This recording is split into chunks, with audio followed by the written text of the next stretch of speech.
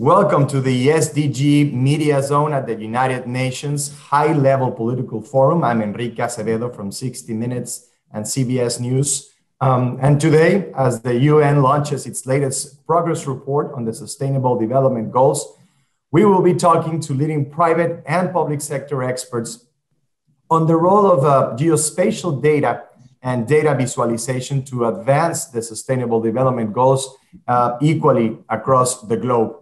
Based on this powerful premise, the UN Statistics Division, the Kellogg Foundation, Esri, and the PVBLIC Foundation are announcing this week they have joined forces to form the SDG Data Alliance. This is in order to support, track, and visualize developing countries' progress on SDGs. Today, we will talk to Alix Cantave from the Kellogg Foundation, Charles Brigham from Esri, and Greg Scot from the UN Statistics Division about how data can be used for good. Data for good, that's the name of our session. And I'll start with you, Alix Cantave, Program Officer for Latin America and the Caribbean at the Kellogg Foundation, with a very simple question. And I just want to know what attracted you and the Kellogg Foundation to this data initiative. Good morning. Good morning, Enrique, and thank you so much. And it's a pleasure to be here with all of you. And I think when you look at the Kellogg Foundation, we have a 90-year history of really trying to help create conditions for vulnerable children to thrive. So this is really core to our DNA in terms of engaging with communities, addressing issues of equity. And what we see, right, and of course, the relationship and the partnership with Esri, the UN, and the PVBLIC Foundation is really in alignment with our view, how we approach issues, right? Cooperative planning and group actions. But more importantly is the issue of equity, right? Many of the countries that are behind in the SDGs, right? Whether they're behind because of lack of infrastructure, whether they're behind because of lack of technology or lack of leadership. Those are the countries where we're most concerned about, and this is where we work.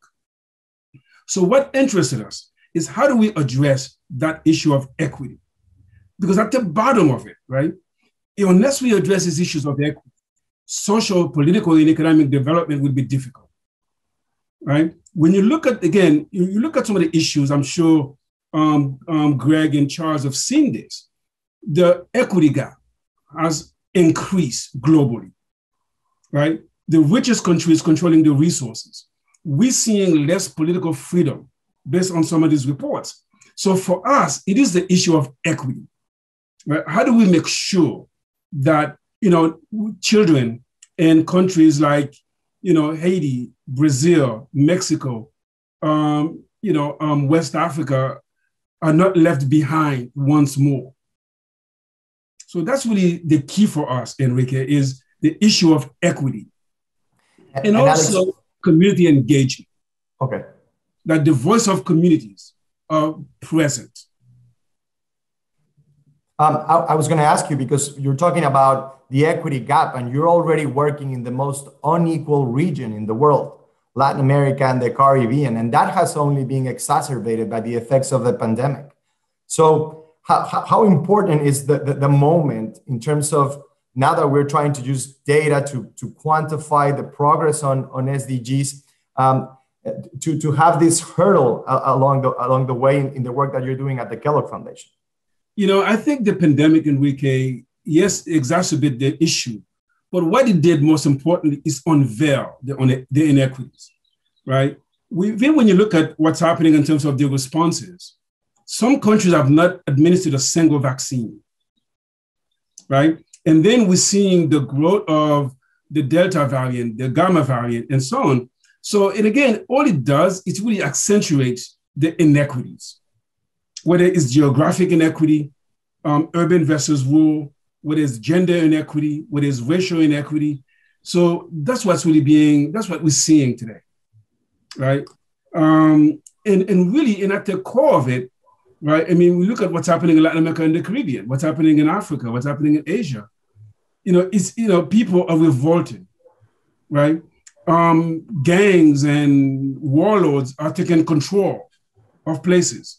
right? People are rallying behind bandits, right? Because it's almost we're living in a new era of Robin Hood because of the inequities are so huge. And I think what the pandemic does is really highlight what we already suspected was a major issue.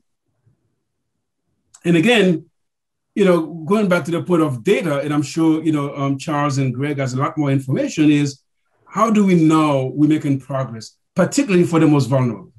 Absolutely. Absolutely. And Greg Scot, the Interregional Advisor for the United Nations Statistics Division, this effort, the Alliance, has been in the works for a while. Can you provide more context, more background on why is it so important for the achievement of the SDGs, especially in underdeveloped countries? Thanks, Enrique, and it's a real pleasure to be in this conversation today. It's really important. For us and for everyone, supporting developing countries to strengthen their national data systems and really about providing access to timely and reliable data it's actually a specific ambition of the 2030 agenda. It's actually hardwired into the SDGs. And as Alix has already mentioned, the additional setbacks that we're seeing from the COVID-19 pandemic is really exacerbating that need. So as a means to exploit geospatial information, Earth observations, and other data capabilities, and as an opportunity to provide countries with means to implement the SDGs and to measure where progress is or is not actually being made, especially at the local levels, was one of our ambitions very early on. So since 2016, we in Statistics Division have been working with Esri and other partners to develop open SDG data hubs. Now, these data hubs provide a means for countries to access reliable and actionable data to implement the SDGs and, importantly, to be able to report progress. Now, initially, our efforts were to leverage technology and digital transformation, but then more towards evolving what we term as a data ecosystem, a system of systems with data, which Charles will talk a little bit about. So really, it's about how we support countries with enabling technology, with structures, with governance arrangement and processes to help them transform some of their capabilities. So the Alliance, the SDG Data Alliance, is really further extending that previous work on the open SDG data hubs, combining these elements around technology, people, process, and data. And it's also been anchored by a UN-adopted framework, a global framework called the Integrated Geospatial Information Framework, or the IGIF. And through this partnership, it really is a means to enable government and civil society stakeholders, particularly at the local levels, to monitor SDG progress more effectively, using leading geospatial technology and contributing to open data systems. So I'll admit up front, the Alliance is ambitious, but it provides a tangible recipe, opportunity towards equity, towards bridging this divide, this digital divide, making data visible, and translating our global challenges that we have into local actions across all the 17 SDGs, and anchoring that through SDG 10 in particular. So it's a really exciting venture that we're heading towards. It is, and you make my job easy, Greg, because you were just mentioning Charles Brigham from Esri. And Charles, I want to ask you specifically, I'm very interested as a journalist on the concept of geospatial data and how can it help governments reduce the inequalities that Charles was talking about, and as well as Alix at the beginning of our conversation. Thank you, Enrique. It's a pleasure to be here again with you all. And I think if you think about what geospatial data is, you and everyone here use spatial thinking in your everyday lives. When you travel, when you move around, you're thinking spatially. That all of that information that you consume is translated into knowledge and wisdom. Geospatial data encapsulates all types of data. It tells us why is what where and why is it there. Maps, abstracting that geospatial data, are a common language. To reduce inequality, we need to utilize that common language. We need to utilize that geospatial data and translate that to knowledge and wisdom. Inequalities in that, such as racial and social inequities, hinder progress. We all know that. We've seen that.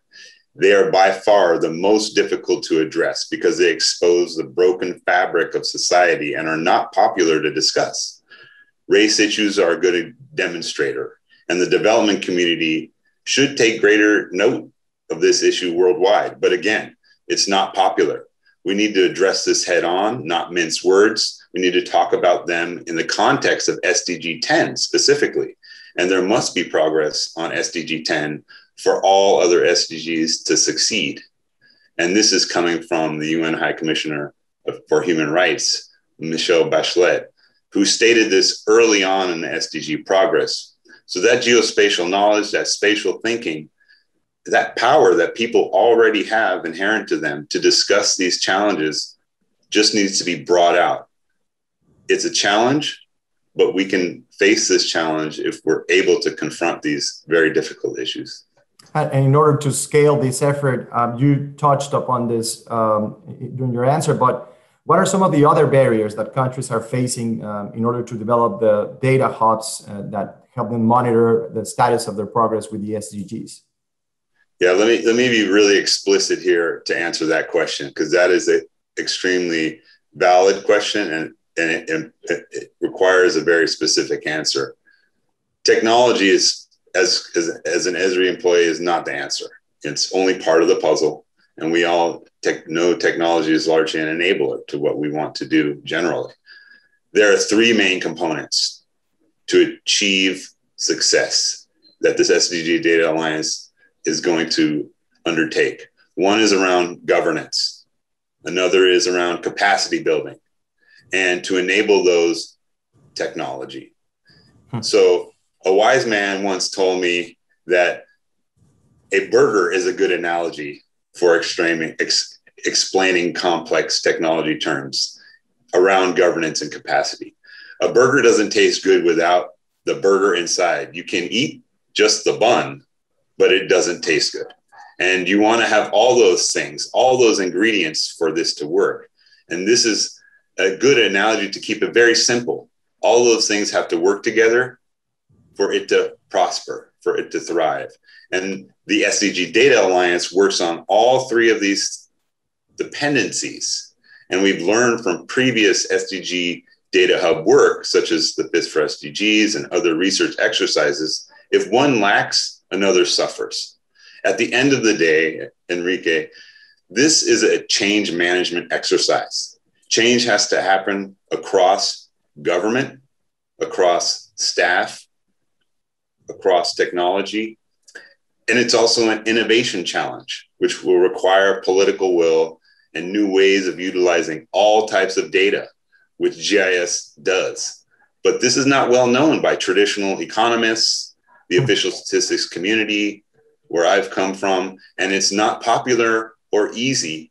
So we want to make this work to be as easy to adopt as possible, down to the community level, which is our North Star. We must rise to the challenge here of digital transformation, as the UN Secretary General said in his next 5 years, of being one of the most grave challenges ahead of us to address digital transformation. And you just mentioned taking this down to the community level. I want to bring back Alix Cantave, because the initiative is a global effort, correct? But the focus is also on local community engagement. Why is that so important, Alix? You know, as Charles and Greg were talking, I was thinking of a former, the late Haitian journalist, Jean Casimir. And he used to have a broadcast. And then what he used to say is, if you want to hide the fever, you break the thermometer, right? If you want to hide the fever, you break the thermometer. So I think the SDG Data Alliance is the thermometer.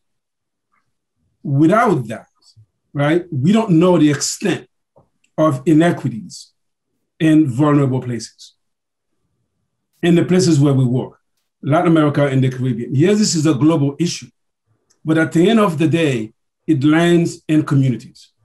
It is about people, it's about children, the families who live in communities, right? So yes, it is a global issue, but I think the SDG Data Alliance is the thermometer.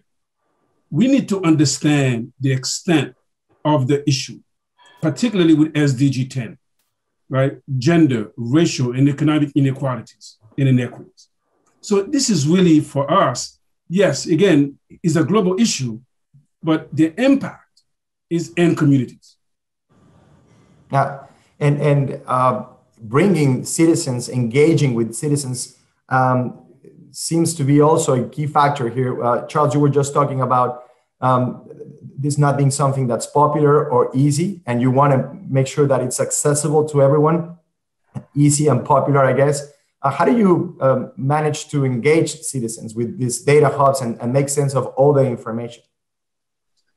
Yeah, to bring that to perspective, we started doing work on open data a decade ago, and we started to produce open data technologies and enablement capabilities for governments, communities, all of our millions of users. And what we realized really quickly is that just publishing open data on a website or elsewhere is not good enough. You need to make that data meaningful, engaging. And so in this work in the SDG Data Alliance, we're working on such templates to do so, to expose open data. And that's part of why the word hub is in this effort. The hub capabilities that we're bringing to this are making data meaningful. They're an extension of open data. So within this work, we're taking an open, interoperable, standards-based systems of systems approach to federate data. Now, what does that mean? Well, sadly, the analogy for that is COVID here. The Johns Hopkins COVID dashboard, COVID hub, received at its height 1 billion hits a day, and it received significant media attention. A lot of people went there as a go-to resource to understand the global context of COVID-19. That same approach, technology infrastructure, and pattern is being used within the SDG Data Alliance Data Hub efforts. And we have tested this in previous SDG Data Hubs as well. So we know this works, but we have to have meaningful data. And that is why we see key SDGs such as SDG 10 bringing that required attention, the IGIF bringing the governance, Kellogg bringing the capacity, but critically the equity expertise, and Esri bringing the technology and training, along with future partners and others that want to be included in this work. Yeah, well, Greg, I think that's a perfect gateway into my next question, because we have the philanthropic sector, the private sector, of course, you have the United Nations.